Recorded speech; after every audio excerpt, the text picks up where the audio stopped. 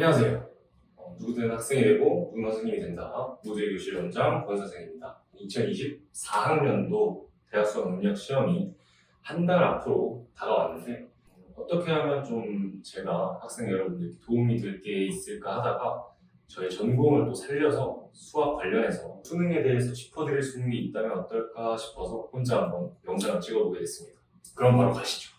수능에 있어서 절대적으로 좀 중요하다고 할 수 있는 게 아무래도 이 마음가짐이 아닐까 싶은데, 제가 지금부터 전달 드리는 내용은 순전히 저의 개인적인 견해고 제 경험으로부터 이렇게 하는 게 좀 좋겠다라는 걸 전달해 드리는 것이니까 각자의 성향과 지금까지 해왔던 공부에 맞춰서 좀 적용을 해보시면 좋을 것 같습니다. 마음가짐으로는 첫 번째, 나는 국어를 존나 잘 봤다 생각한다.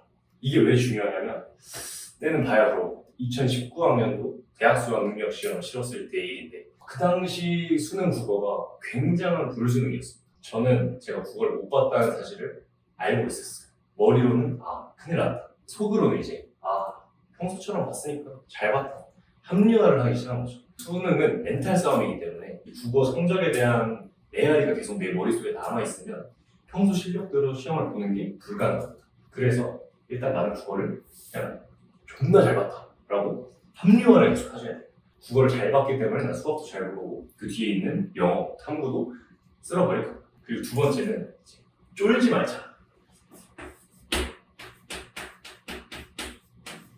자, 보통 수학 문제를 풀 때 보면 문제 자체만으로 좀 위압감을 주는 애들이 있어요. 막 지문의 길이가 막 이만해가지고 문제도 겁나 많아요. 이런 애들은 이제 쫄? 너 쫄? 이러고 있는 거랑 마찬가지입니다. 문제가 어려운지 아닌지는 읽어보고 판단한다. 절대로 수능 수학에 임할 때는 쫄지 않는 자세가 중요하다. 이거 별거 아니다. 자, 그리고 세 번째, 쉬는 시간에 들리는 답들은 대부분 허수다. 이것도 굉장히 멘탈에 지대한 영향을 미치는 부분 중에 하나인데, 가만히 앉아있거나 화장실 왔다 갔다 하거나 하다 보면 사람들 하는 말이 들립니다. 뭐 그느드 문제, 뭐 그느 아니었냐, 그런 것들은 대부분 이제 답이 아니다라고 생각하죠. 실제로 고수들은 이렇게 답 공유를 그렇게 하지 않습니다. 그냥 가만히 다음 시험을 준비하고 화장실 갔다 와. 그럴 뿐이지 이 쉬는 시간에 들리는 답들은 거의 답이 아니다. 자, 이제 다음으로 알아볼 거는 전략. 어떤 전략으로 내가 수학 문제를 풀 것인가. 첫 번째, 문제를 풀다가 딱 막혔다. 그러면 뒤도 돌아보지 말고 바로 버린다. 이게 왜 중요하냐면, 대부분의 학생들이 이제 자기의 수학적인 능력에 대한 자존심이 어느 정도 있기 때문에 막히면 안 되는 번호에서 막혔을 때 그 문제를 버리지를 못합니다. 근데 그거는 나중에 어떤 일을 만드느냐, 뒷문제에 투자할 시간을 얻게 만든다. 평소에 안 막혔던 번호더라도 막히면 바로 이제 대왕 V 체크를 해놓고 뒤로 넘어가는 거. 처음 봤을 때 안 풀렸던 게 두 번째 번호는 풀릴 수도 있고 다시 또 세 번째 번호는 풀릴 수도 있기 때문에 이 첫 번째에 계속 남아있게 되면은 내가 처음에 생각했던 틀을 벗어날 수가 없어서 문제를 결국에는 못 풀 가능성이 높아집니다. 선생님 1번에 막혔으면 어떡해요?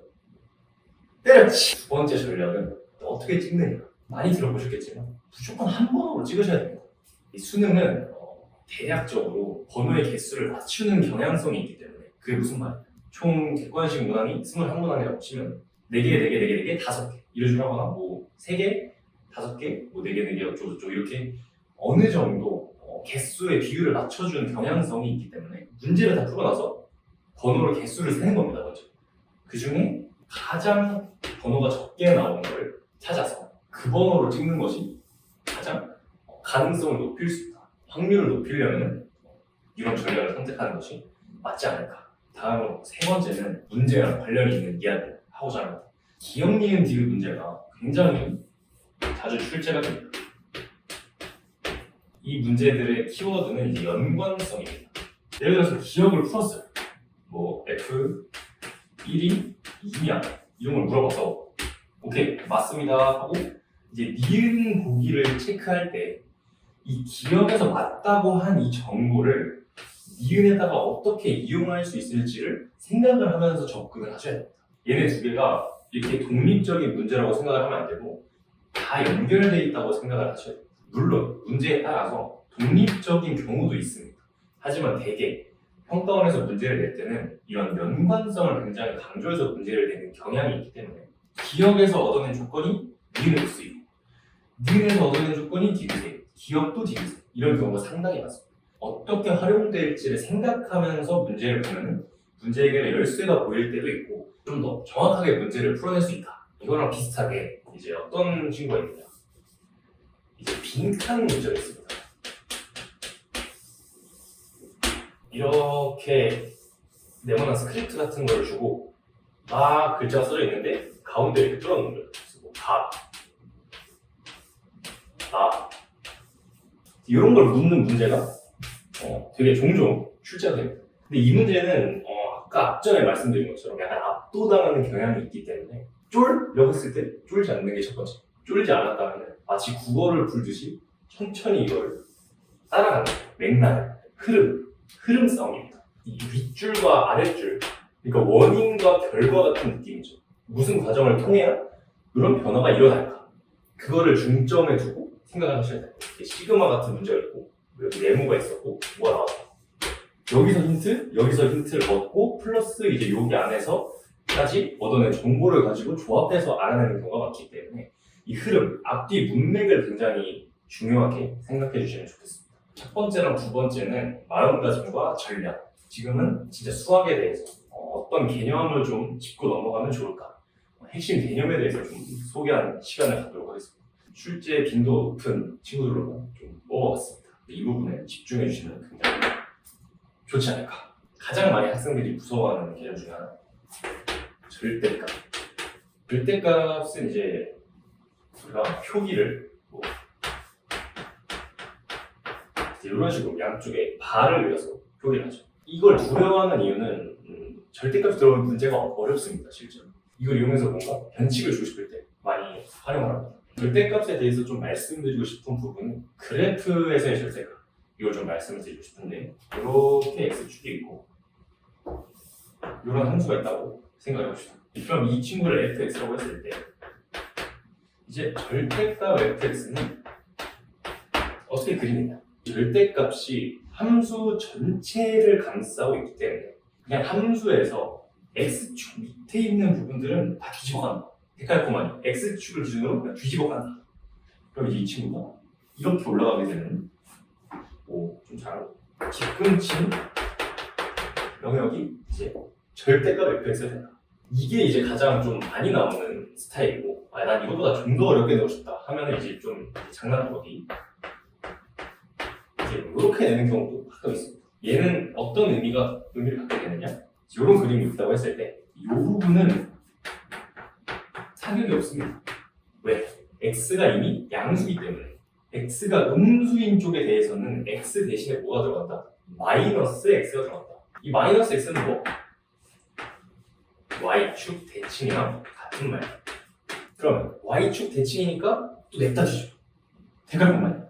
그럼 오른쪽에 완성된 애를 그대로 반사걸 뒤집기만 하면 이렇게 뒤꿈친 부분이 이제 f 절대값 x의 그림입니다. 그래서 이 그림을 그리는 게 왜 중요하냐면 교점을 찾거나 접선 내지는 그래프에서 직접 그림을 그려가지고 해결해야 되는 문제가 많기 때문에 이런 문제에서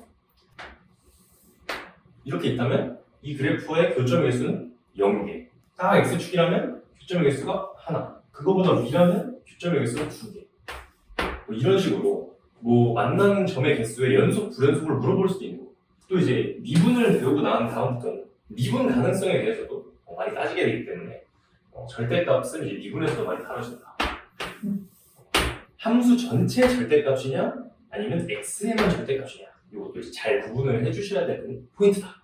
자, 이제 두 번째로 설명드릴 부분은 함수의 특수한 조건에 대해서 좀 설명을 드리도록 하겠습니다. 첫 번째는 우함수, 기함수에 대한 이야기인데, 이 우함수라는 것은 y축 대칭인 함수를 의미하고, 기함수라는 것은 원점 대칭인 함수를 의미하죠.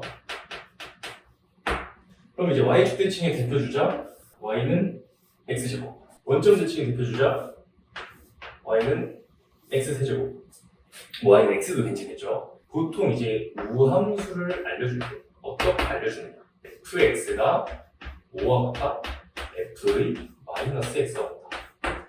자, 이게 왜 우함수인가요?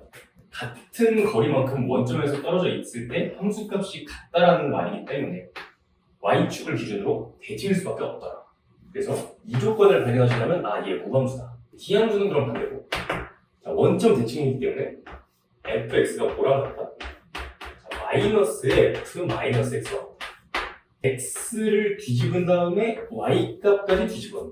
그러니까 y축 대칭을 한번 한 다음에 x축 대칭까지 하는, 즉 원점 대칭이 되는 거죠.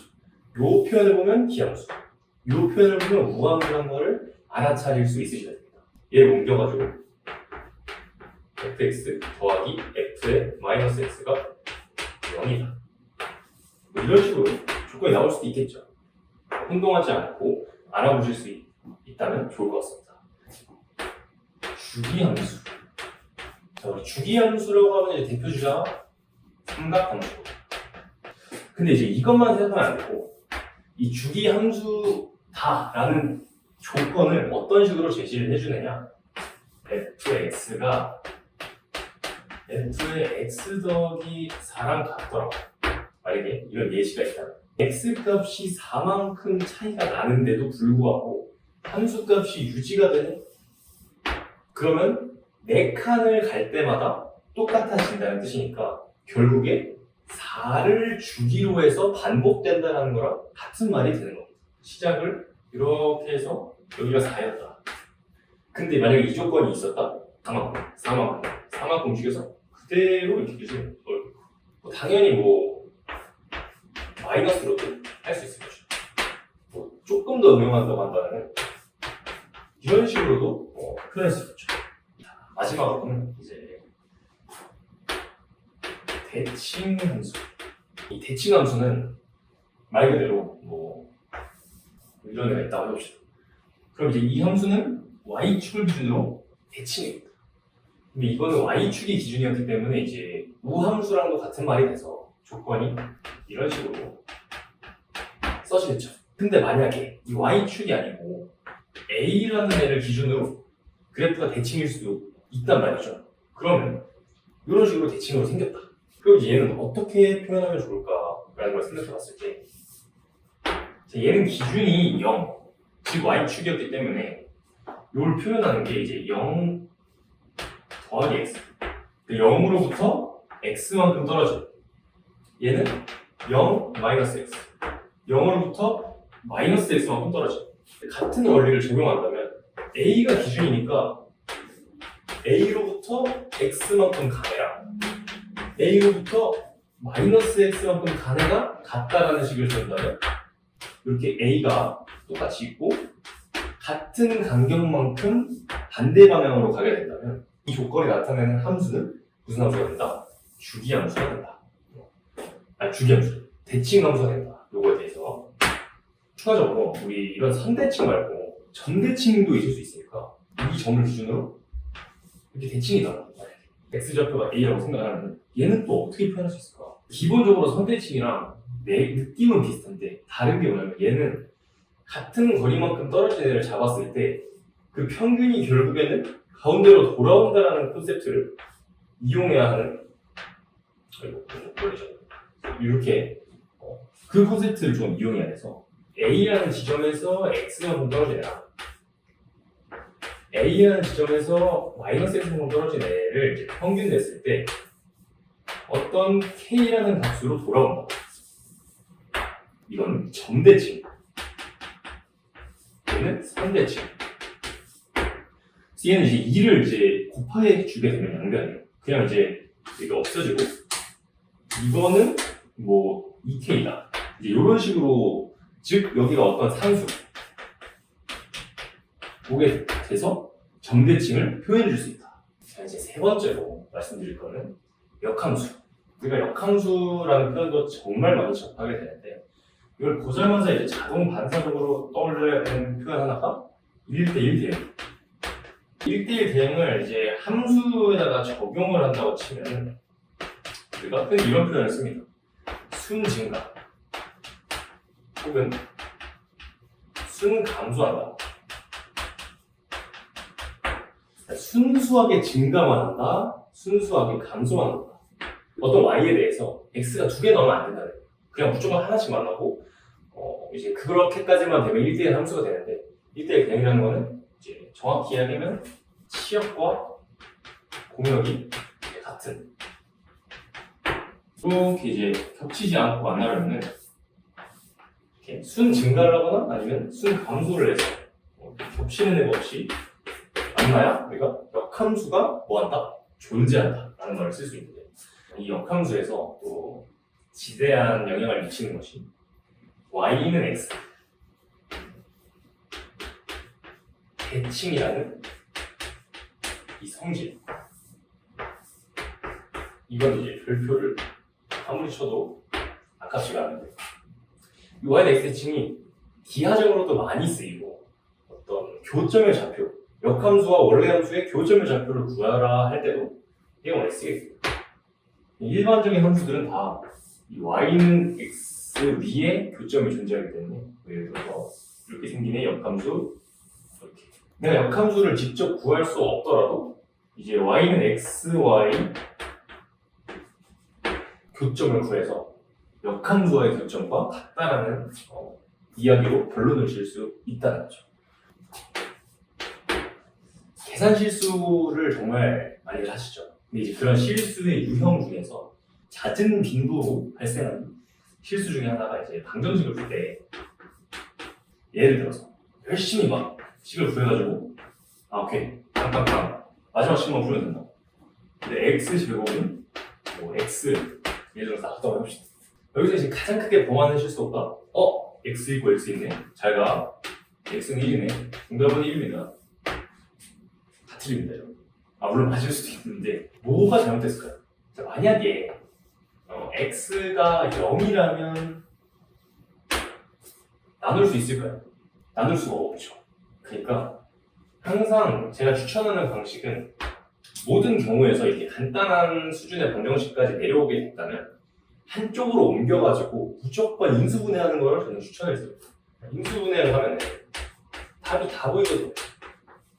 그럼 x가 0 또는 1이겠구나 라는 걸 바로 확인을 할 수 있기 때문에 이런 실수를 범하지 않으려면 항상 이 0이라는 놈을 경계해야 된다. 당연히 분수에서도 마찬가지겠죠. 네모분의 세모인데 분모에는 절대로 0이 들어갈 수 없기 때문에 이런 조건을 이용하는 문제들도 덜어 있습니다. 이렇게 해서 오늘은 면접 영상 대신 특강 영상으로 찾아뵙게 됐습니다. 이 영상에 많은 내용들을 담지 못해 저도 참 아쉽지만 제 영상이 단 한 명의 사람에게라도 도움을 줄 수 있다면 저는 정말 행복할 것 같습니다. 저는 똑같이 이 모두의 교실 원장이라는 자리에서 여러분의 노력을, 여러분의 꿈을 응원하겠습니다. 대한민국 모든 수험생분들 수능 화이팅입니다.